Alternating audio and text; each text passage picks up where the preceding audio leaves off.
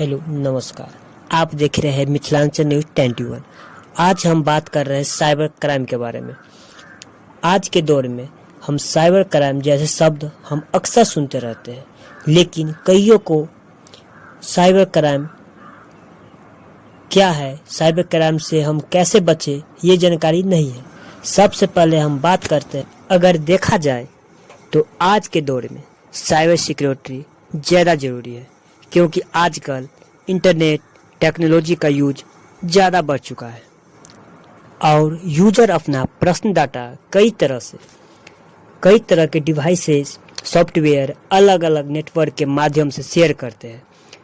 ऐसे में यूजर द्वारा शेयर किया गया डाटा सुरक्षित ही होगा इसका कोई गारंटी नहीं है। इस डिजिटल दुनिया में हमारी महत्वपूर्ण जानकारी से लेकर finance details, banking details, transaction details, ATM pin और जैसे जानकारी मोबाइल या लैपटॉप में सेव रहता है। ज़रा सोचिए कि किसी हैकर के हाथ ये सारी जानकारी, आपका संवेदनशील जानकारी हाथ लग जाती है तो क्या होगा? आपको पता भी नहीं चलेगा और आपका बैंक अकाउंट खाली हो जाएगा। अब बात आता है साइबर सुरक्षा के।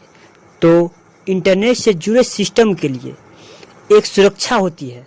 सॉफ्टवेयर, हार्डवेयर और डेटा को साइबर अपराध से बचाने का काम करती है।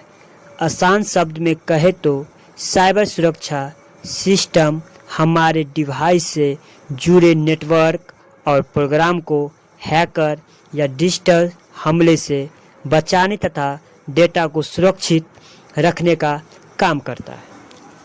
अब बात करते हैं साइबर सुरक्षा।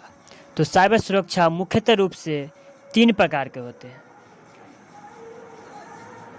ये 3 प्रकार की सारी जानकारी मैं आपको अगले वीडियो में बताऊंगा। तब तक के लिए हमारे चैनल को लाइक, शेयर, कमेंट करें। धन्यवाद।